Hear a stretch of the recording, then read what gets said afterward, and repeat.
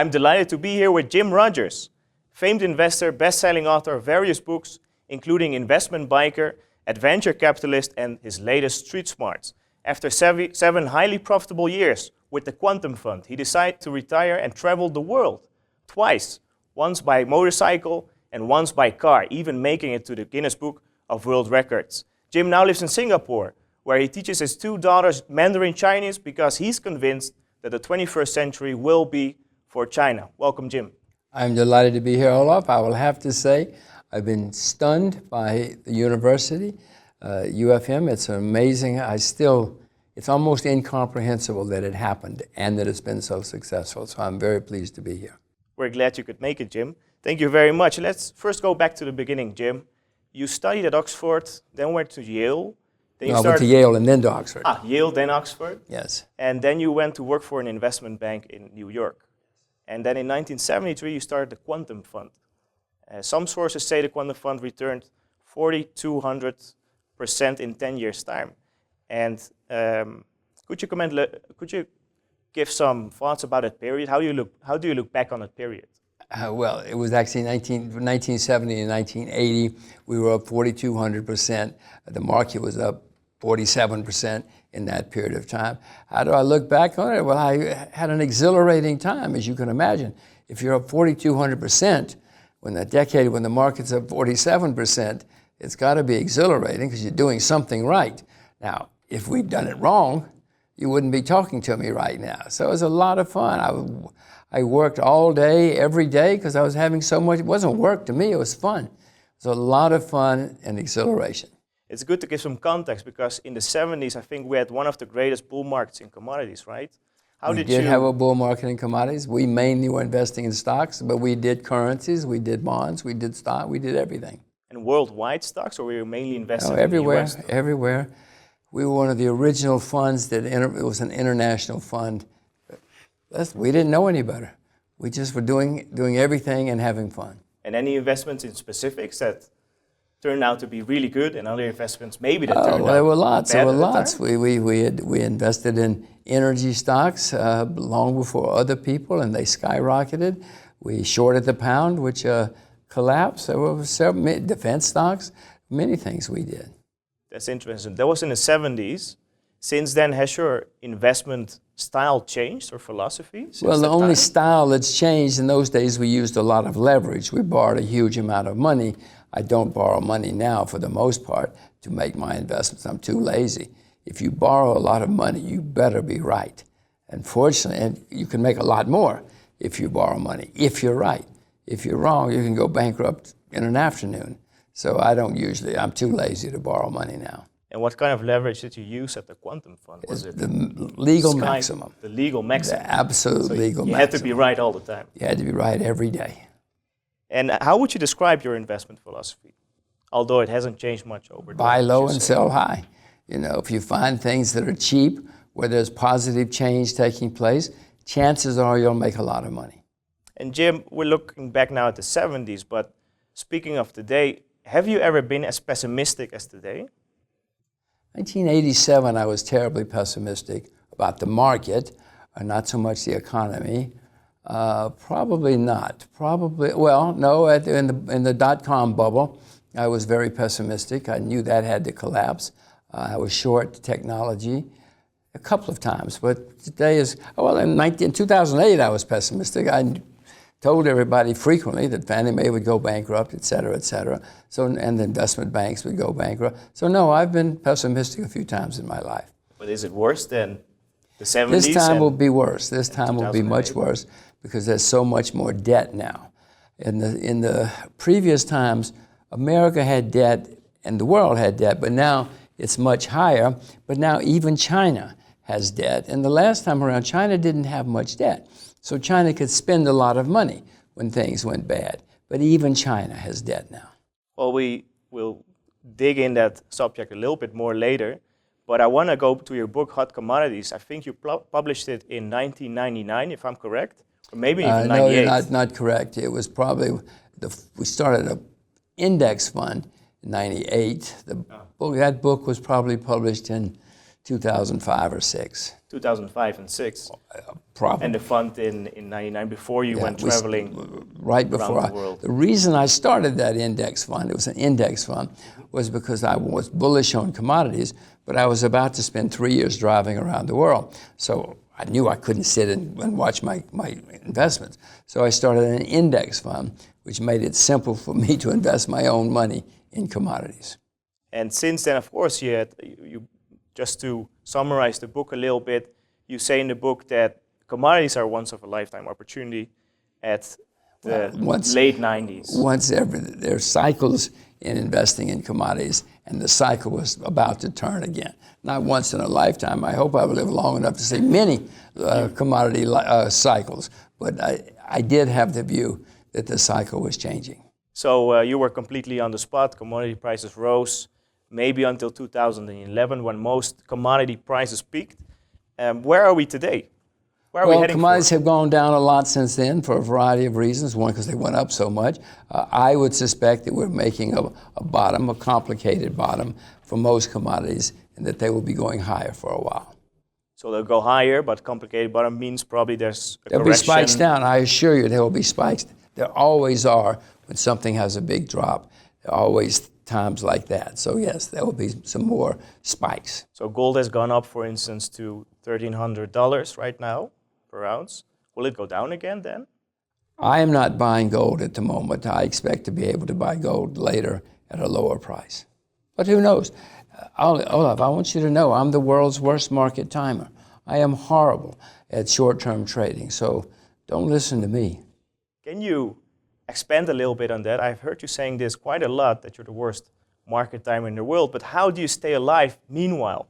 I mean, you're short tech stocks, I think. Yeah. How do you, I mean, Amazon is a risky short. How do you stay alive meanwhile until the market gets there too? Well, I don't have all of my money short tech. You know, it's not the only thing that I have a position in, and I have longs, which may or may not offset it. Now, sometimes my longs go down and my shorts go up. I lose money on both sides, but I have a lot of investments.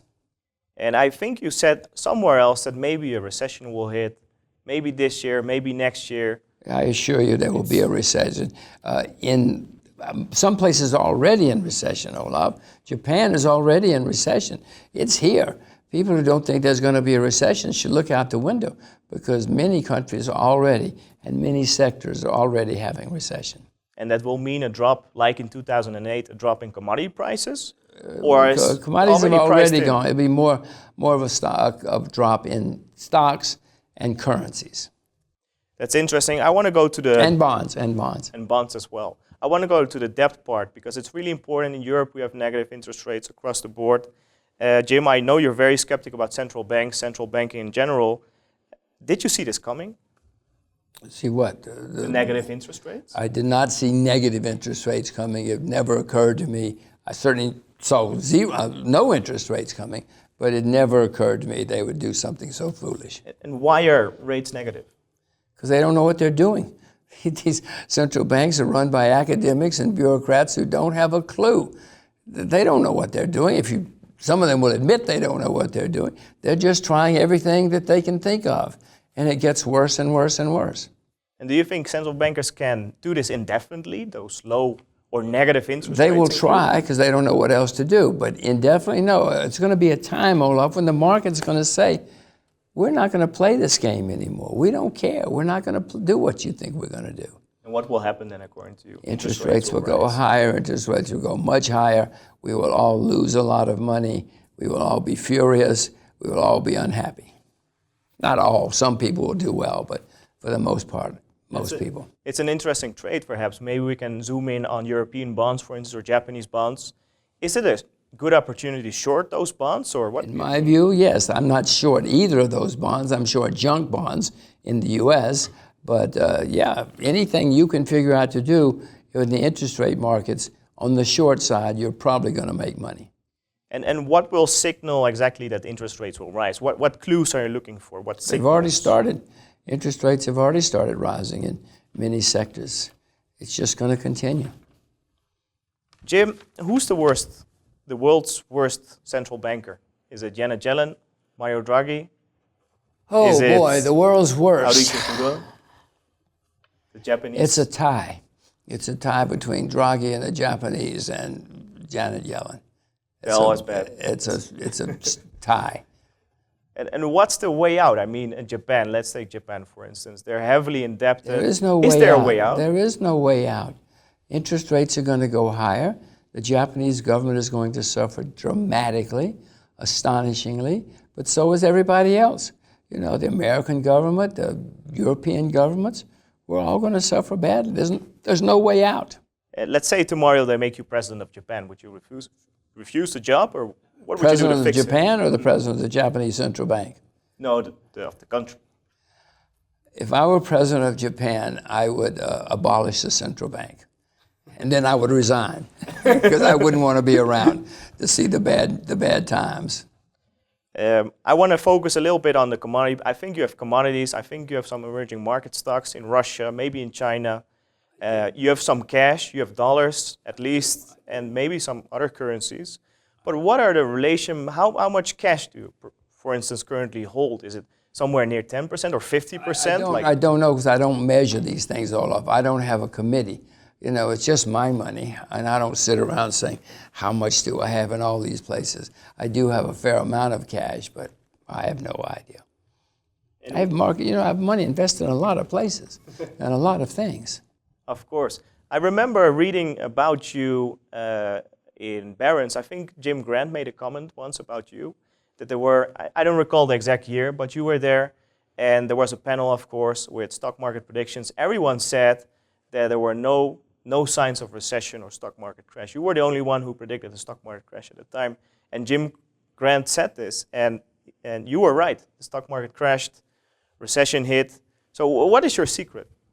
Sometimes I get it right, Olav. I tell you, I've made plenty of mistakes in my life.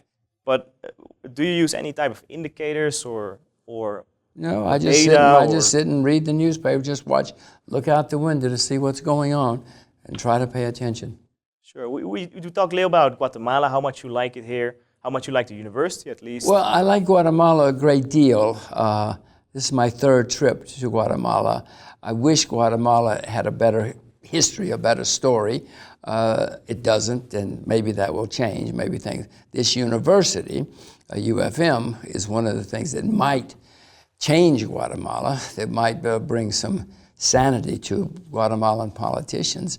I've been extraordinarily impressed by this university. I did some homework before I came, but I've been blown away by what I have found here.